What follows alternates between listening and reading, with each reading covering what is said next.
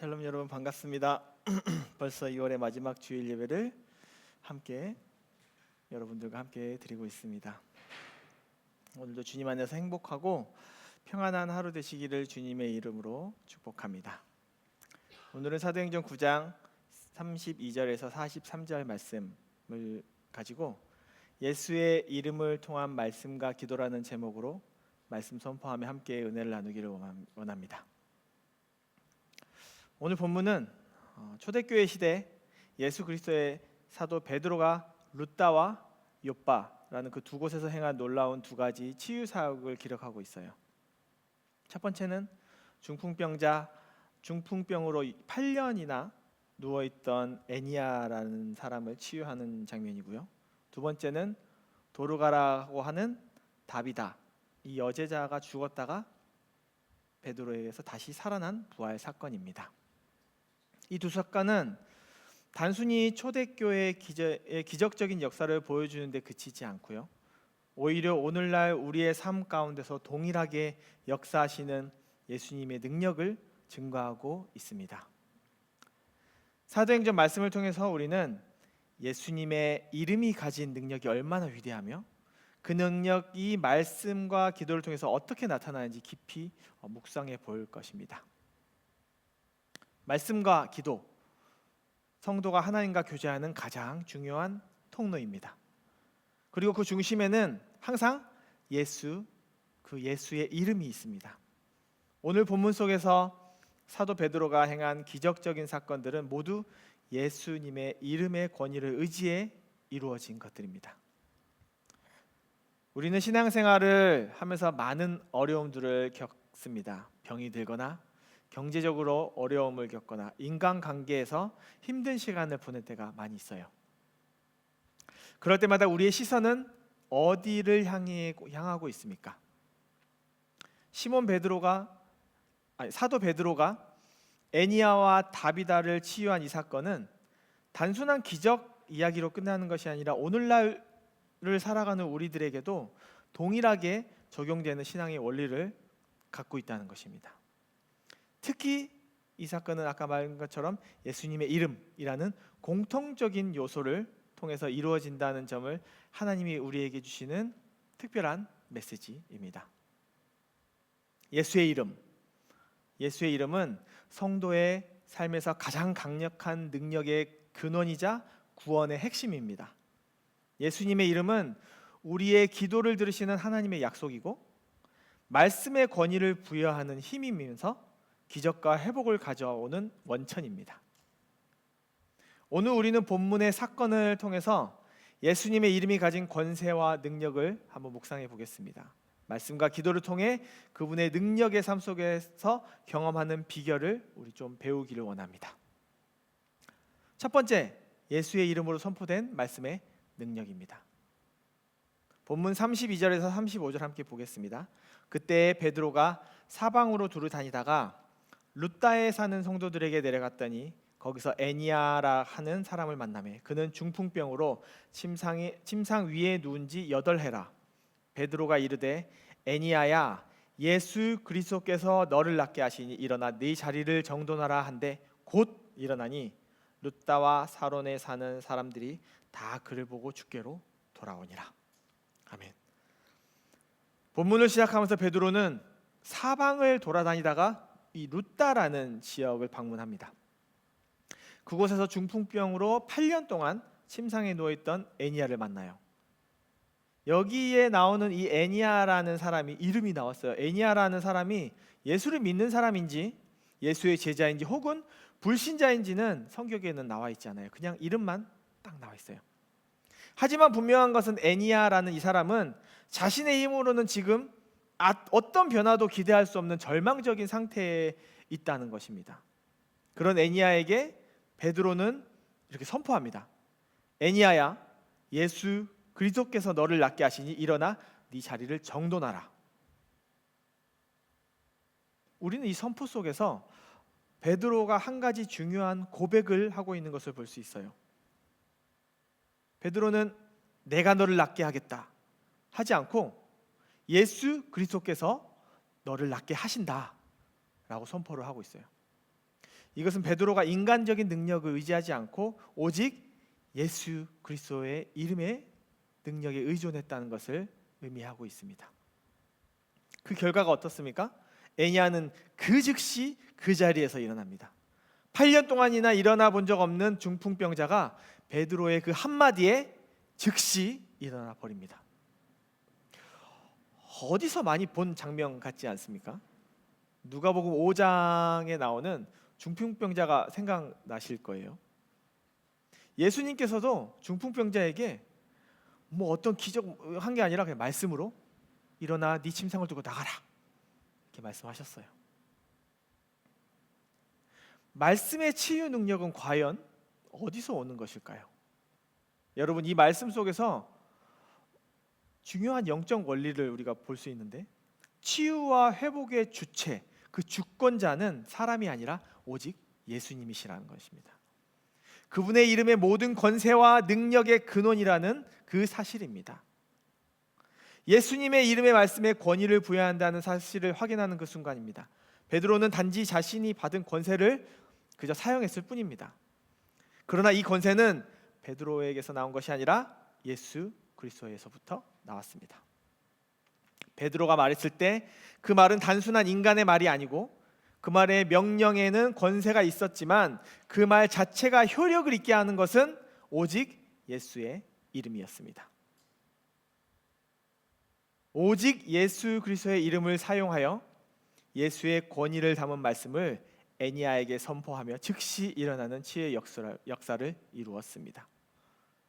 그리고 애니아가 치유된 사건은 단순히 그의 개인적인 그런 질병의 문제에서 끝나지 않았습니다. 본문은 룻다와 사론에 사는 사람들이 다 그 애니아를 보고 죽게 돌아왔다고 말하고 있어요. 이 사건은 많은 사람들이 예수님의 능력을 증거하며 그들이 믿음의 자리로 인도하는 계기가 되었습니다. 한 사람의 회복을 통해 많은 사람들이 주께로 회복되는 역사의 순간입니다. 누가 시키지도 않았습니다. 강요하지도 않았어요. 단 한 명을 고친 베드로의 사역으로 수많은 사람들이 베드로가 아는 예수 그리스도 그 주님을 찬송하며 주께 돌아왔다고 말하고 있어요. 사랑하는 오션파크 교회 성도 여러분, 우리가 신앙생활을 하다 보면 우리는 종종 우리의 힘과 방법으로 문제를 해결하려고 할 때가 많이 생깁니다. 하지만 그때 우리에게 필요한 것은 예수님의 이름을 의지하는 믿음입니다. 그것을 오늘 사도 베드로가 우리를 통해 깨닫게 하고 있는 거예요. 오늘날 우리도 예수님의 이름 안에서 말씀을 선포할 때가 있어요. 그 안에는 하나님의 말씀의 능력이 있어야 합니다. 우리의 말은 예수 그리스도의 이름으로 기초해야 하고 그 결과는 오직 하나님으로부터 나와야 합니다. 오늘 여러분의 삶에 해결되지 않는 문제, 질병, 관계에 어려움이 있다면 예수님의 이름으로 선포하십시오. 믿음을 가진 저와 여러분들 역시 그 능력을 가지고 있습니다. 하나님의 말씀을 믿고 예수 그리스도의 이름을 선포할 때 기적은 지금도 일어납니다. 말씀은 여전히 살아있고 예수님의 이름 안에서 능력이 발휘되고 있습니다. 마가복음 16장 17절 18절에서는 예수님께서 믿는 자들에게는 이름 표적이 따른 일이니 병든 사람에게 손을 얹은즉 나으리라 라고 말씀하고 계세요. 하나님의 능력은요, 오늘 지금 이 시간에도 동일하게 역사하고 계십니다. 저와 여러분들도 베드로가 행한 능력과 동일한 권세의 능력이 나타날 수 있음을 믿으시길 바랍니다.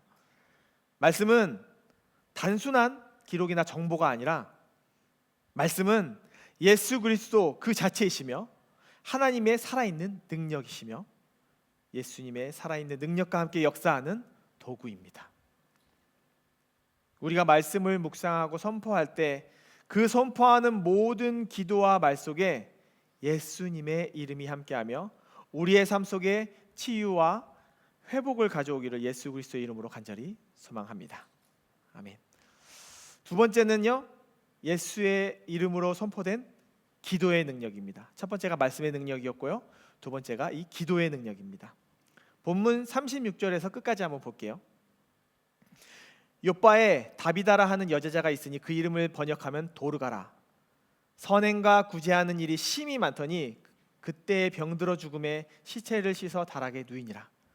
룻다가 욥바에서 가까운지라 제자들이 베드로가 거기 있음을 듣고 두 사람을 보내어 지체 말고 와달라고 간청하여 베드로가 일어나 그들과 함께 가서 이르매 그들이 데리고 다락방에 올라가니 모든 과부가 베드로 곁에 서서 울며 도르가가 그들과 함께 있을 때에 지은 속옷과 겉옷을 다 내보이거늘 베드로가 사람을 다 내보내고 무릎을 꿇어 기도하고 돌이켜 시체를 향하여 이르되 다비다야 일어나라 하니 그가 눈을 떠 베드로를 보고 일어나 앉은지라. 베드로가 손을 내밀어 일으키고 성도들과 과부들을 불러들여 그가 살아난 것을 보이니 온 욥바 사람이 알고 많은 사람이 주를 믿더라. 베드로가 욥바에 여러 날 있어 시몬이라 하는 무두장이의 집에서 머무니라. 아멘. 그림에서 보다시피 룻다에서 사역을 마친 베드로는 욥바라는 지역으로 제자들의 요청이 있어서 그곳으로 이동을 합니다. 보다시피 가까워요. 되게 가까워요. 근데 우리가 가까운 것처럼 10분 만에 갈 수 있는 거리는 아니고 한 65km 정도 된다고 합니다. 욥바가 어디냐면요, 구약 시대 요나 선지자가 하나님의 명령으로 다시스로 가야 되는데 불순종하고 도망가려고 했던 곳이 욥바입니다. 이 욥바에 사는 제자들의 요청은 도르가라 하는 여제자 다비다 때문이었습니다. 다비다가 갑작스런 병으로 죽음을 맞이하게 되자 욥바의 성도들과 제자들이 다비다의 죽음을 그 누구보다도 슬퍼하며 베드로를 급히 요청합니다. 그렇다면 이 다비다가 누구이기에 그의 죽음을 그 지역의 모든 사람들이 슬퍼하며 이미 죽은 다비다를 위해 멀리 떨어져 있는, 그렇게 멀진 않지만 65km나 떨어져 있는 베드로를 간청하여 불렀을까요? 다비다, 도르가, 이거를 번역하면은 가젤, 사슴이라는 뜻이래요. 사슴처럼 아름답고 활발한 성격으로 평소에 선행과 구제에 힘썼던 훌륭한 여제자였습니다. 늘 과부들과 함께하며 그들의 삶을 위로해주고 함께 일을 하면서 그들의 생계를 도왔던 선한 사람이었습니다. 이 같은 욥바의 유일한 여제자 다비다가 갑작스럽게 죽음을 맞이하자 모든 사람들이 심각하고 간절한 마음으로 베드로를 불러들인 것입니다. 베드로는 이제 왔습니다. 다비다가 누워있는 방으로 들어갑니다. 그는 울고 있는 사람들을 뒤로 하고 홀로 기도에 집중합니다. 40절 이렇게 기도합니다. 베드로가 사람들을 다 내보내고 무릎을 꿇고 기도하니. 여기서 우리는 기도의 본질을 배울 수 있어요. 기도는 하나님과 1대1의 만남입니다. 베드로는 다비다를 살리기 전에 먼저 하나님께 나아가 간절히 기도합니다. 그는 자신의 감정이나 판단에 의존하지 않고 하나님께서 일하시기를 구하며 그분의 뜻을 구합니다. 예수님의 이름으로 드리는 기도는 우리의 뜻을 이루려고 행하는 단순한 행위나 인간의 요청이 아닙니다. 그것은 하나님의 뜻을 구하고 그분의 능력을 의지하며 예수님의 이름으로 그 권세를 선포하는 것입니다. 그럴 때 오히려 기도를 통해 하나님의 뜻을 발견하고 그 안에서 확신을 가지고 행동할 수 있는 것이에요. 베드로가 단순하게 다비다에게 일어나라 다비다야 라고 말하기 전에 먼저 하나님 앞에 간절히 기도했던 것은 우리가 그것을 기억해야 됩니다. 기도를 마친 후 베드로는 다비다를 향해 다비다야 일어나라라고 명령합니다. 놀랍게도 다비다는 그 명령에 눈을 뜨고 다시 살아나게 됐어요. 이것이 정말 기도가 그냥 하나님 살려주세요 이런 요청이 아니라 우리가 정말 믿음의 선포로 이어지는 거예요. 그 믿음의 선포로까지 이어질 때 기적이 일어난다는 사실을 우리에게 보여주고 있는 것입니다. 이 장면 역시 어떤 스토리랑 또 겹쳐지지 않습니까? 예수님의 마가복음 5장 37절에서 43절을 보면요, 예수님께서 회장당 야이로의 딸을 말씀으로 살리시는 모습이 있어요. 그리고 그 자리에서 베드로가 함께 있어서 직접 보고 경험했습니다. 예수님이 3명을 살리셨는데요. 그 중에 한 명이 이 회장당 야이로의 딸입니다. 앞서 중풍병자를 치유하신 예수님의 사역에서도 그 곁에는 베드로가 있었습니다. 그리고 이 죽은 야이로의 딸을 부활시킬 때 역시 베드로가 바로 옆에 있었습니다. 베드로는 예수님처럼 예수님과 똑같이 보고 듣고 경험한 대로 사역을 하고 있는 것입니다. 다비다의 부활은 요빠 지역에 큰 영향을 미쳤어요. 42절은 온 요빠 사람이 알고 많은 사람들이 주를 믿었다고 말해요. 이 사건을 통해서 하나님은 단순히 다비다 개인의 생명을 회복시키는 데 그치지 않고 많은 사람들을 주님께로 돌아오게 하는 도구로 사용하셨던 것입니다. 사랑하는 오션파크 교회 형제 자매 여러분,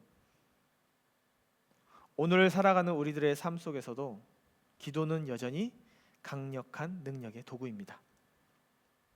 야고보서 5장 16절은 의인의 간구는 역사하는 힘이 크다고 말하고 있어요.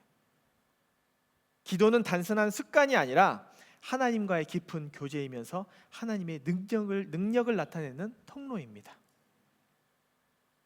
하지만 그 기도의 중심에는 내가 아니라 항상 예수님의 이름, 예수 그리스도가 있어야 합니다. 예수님의 이름으로 드리는 기도가 단순히 우리의 필요를 채우는 것이 아니라 하나님의 뜻을 이룰 것입니다. 베드로가 예수님을 보고 배운 것처럼 우리도 예수님처럼 작은 예수가 되어 주의 복음을 전해야 할 것입니다. 혹시 지금 여러분의 삶 속에서 해결되지 않는 문제나 감당하기 어려운 상황이 있습니까? 그렇다면 베드로처럼 무릎 꿇고 예수님의 이름으로 간구하십시오. 기도는 우리의 능력이 아니라 하나님의 능력을 의지하는 행위입니다. 그리고 그 기도의 결과 우리를 넘어 다른 사람들에게까지 영향을 미칠 것이고 주님의 선한 뜻을 이루는 아름다운 도구가 될 것을 주님의 이름으로 소망합니다. 말씀을 마무리하겠습니다. 오늘 우리는 사도행전 9장 32절에서 43절 말씀을 통해서 예수님의 이름을 통한 말씀과 기도의 능력을 살펴보았어요. 베드로는 자신의 힘이 아니라 예수님의 이름을 의지하여 애니야를 치유하였고 도로가를 살렸습니다. 또한 그가 기도를 통해 하나님의 능력을 경험하였습니다. 말씀은 단순한 글자가 아니라 예수님의 권위를 담고 있고요. 우리의 삶 속에서 회복과 치유를 가져오는 능력입니다. 말씀 안에서 예수님의 이름으로 확신 있게 선포할 때 자신의 힘으로 아무것도 할 수 없는 무기력한 애니야가 그 즉시 일어나 걸은 것처럼 회복이 일어날 것입니다. 기도는 예수님의 이름 안에서 하나님의 뜻을 구하며 간구할 때 하나님의 능력을 경험하고 그분의 뜻을 이루는 도구가 될 것입니다. 다비다의 부활의 사건은 예수님의 이름 안에서 드리는 기도의 놀라운 능력을 보여줍니다. 예수님의 이름의 목적, 그것은 우리의 삶을 변화시키고 예수님의 이름으로 이루어진 모든 일은 결국 하나님께 영광을 돌리는 것입니다. 또한 그 변화를 통해서 더 많은 사람들이 주님을 알게 하며 그들도 구원의 자리에 이르게 하는 결과를 낳게 할 것입니다. 우리도 이 말씀을 삶에 적용하여서요, 예수님의 이름을 의지하고 말씀을 선포하며 기도의 삶을 살아내기를 소망합니다. 그럴 때 하나님께서 우리의 삶 가운데 놀라운 기적을 행하실 것입니다. 오늘도 여러분의 삶 속에서 예수님의 이름을 믿고 의지하며 말씀과 기도로 승리하시기를 축복합니다. 우리의 모든 말과 행동, 기도 속에서 예수님의 이름이 높아지기를 간절히 소망합니다. 한 주간 예수님의 이름으로 우리의 가정과 직장과 교회 공동체 안에서 말씀과 기도의 능력을 경험하며 치유와 회복의 역사가 여러분의 삶 속에 가득하기를 주 예수 그리스도의 이름으로 축복합니다. 아멘. 함께 기도하겠습니다.